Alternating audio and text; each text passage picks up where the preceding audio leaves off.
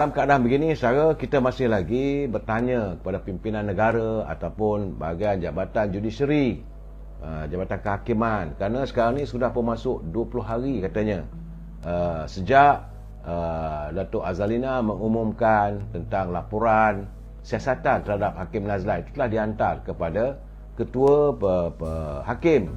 Jadi berhubung dengan permohonan Datuk Seri Najib meminta supaya diadakan judicial review ataupun semakan semula kes berhubung dengan kes yang mengakibatkan beliau dipenjara di penjara Kajang. Dalam keadaan begini, kita mengharapkanlah saudara, kita mempunyai hak untuk bertanya dan kita terpulanglah pada Jabatan Kehakiman untuk menilai setiap itu. Dalam keadaan sekarang ni, kita mengharapkan agar Ketua Hakim Negara dapat menimbangkan setuntasnya. Jangan ada sebarang rasa ataupun sebab kita sebagai warga, kita berhak untuk bertanya sebab dah 20 hari dah. Persoalan ini dilontarkan oleh Menteri di Jabatan Perdana Menteri yang menjaga hak ehwal undang-undang, Datuk Azalina Osman. Saudara, bersamalah kita berdoa agar segeralah kes ini diusaikan. Hari ini saya menerima laporan lagi, saudara.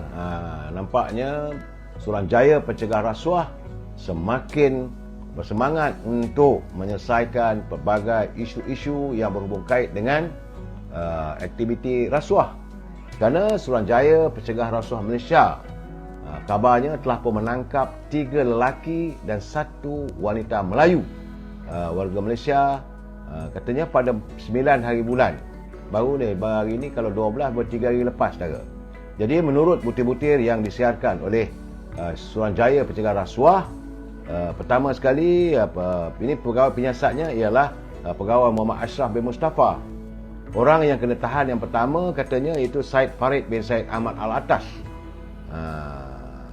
Pekerjaan berniaga. Tarikh dan waktu tangkapan 9 hari bulan Mac jam 5 petang. Dan tempat tangkapan di pejabat SPRM Kuala Lumpur. Kemudian orang yang disiasat kedua iaitu Siti Dalina binti Berhan. Saudara, pekerjaan berniaga.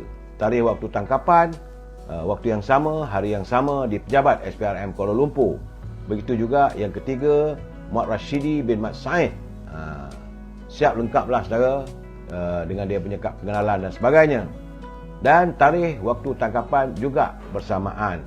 Dan yang keempat itu Muhammad Arif bin Abdullah, pekerjaan swasta, dan tarikh dan waktu tangkapan waktu yang sama. Jadi 4 orang telah pun ditahan oleh Suruhanjaya Pencegah Rasuah untuk mendalami, meneruskan siasatan berhubung dengan jana wibawa, saudara. Jadi maklumat yang kita terima, katanya pada awal bulan Mac 2023,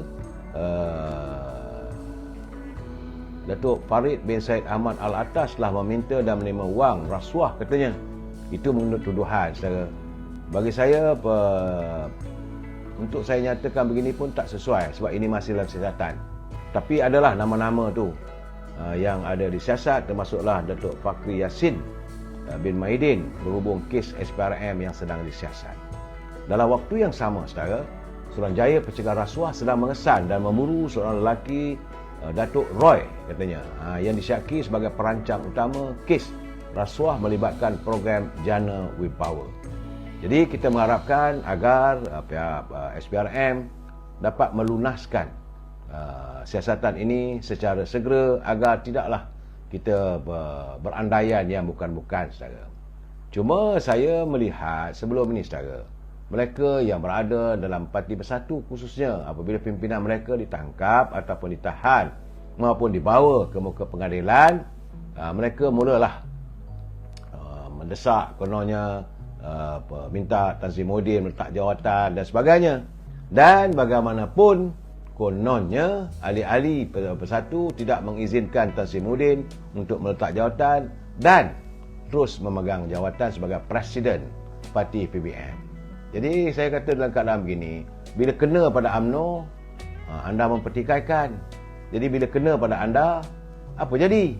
Itu persoalan yang sering saya katakan, saudara. Kadang-kadang kita mesti jujur. Saya tidak menyatakan Tan Sri Muhyiddin telah bersalah. Jauh sekali untuk menghukum beliau melalui keputusan persepsi rakyat. Yang kita harapkan adalah kita tunggulah. Sebab itu tak nak letak jawatan pun tak ada masalah. Sebab itu bila Yang Amat Berhormat Datuk Seri Zahid Hamidi meneruskan usahanya dalam pembelaan dirinya di Mahkamah Tinggi Kuala Lumpur, jadi kita harus berlapang dada lah. Ini keadaannya saudara.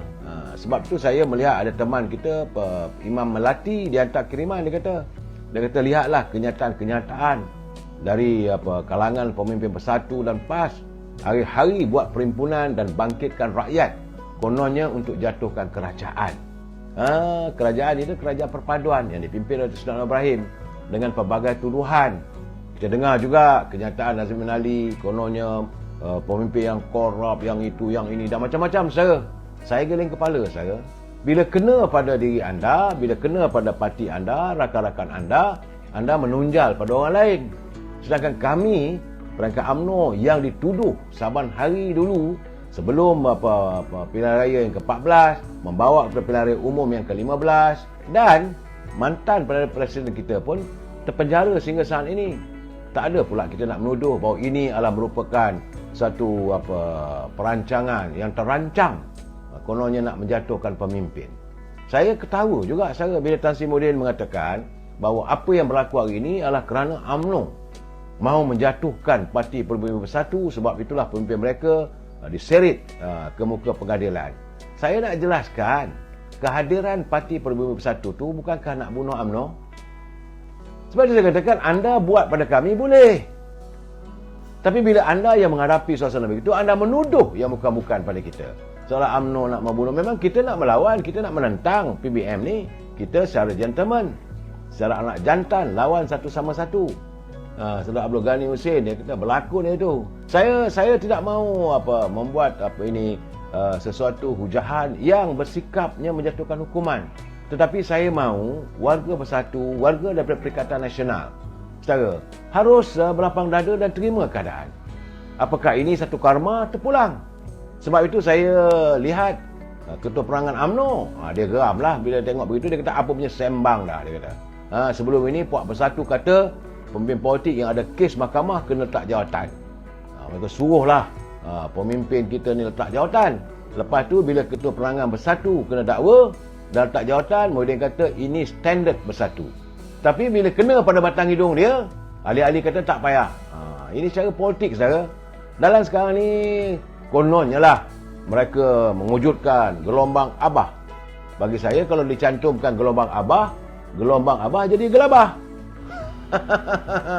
Saya bukan nak mentertawakan mereka, tidak, saudara. Jadi tak perlulah. Tidak perlu kita berwawarkan sesuatu yang sedang dalam siasatan. Terimalah hakikat.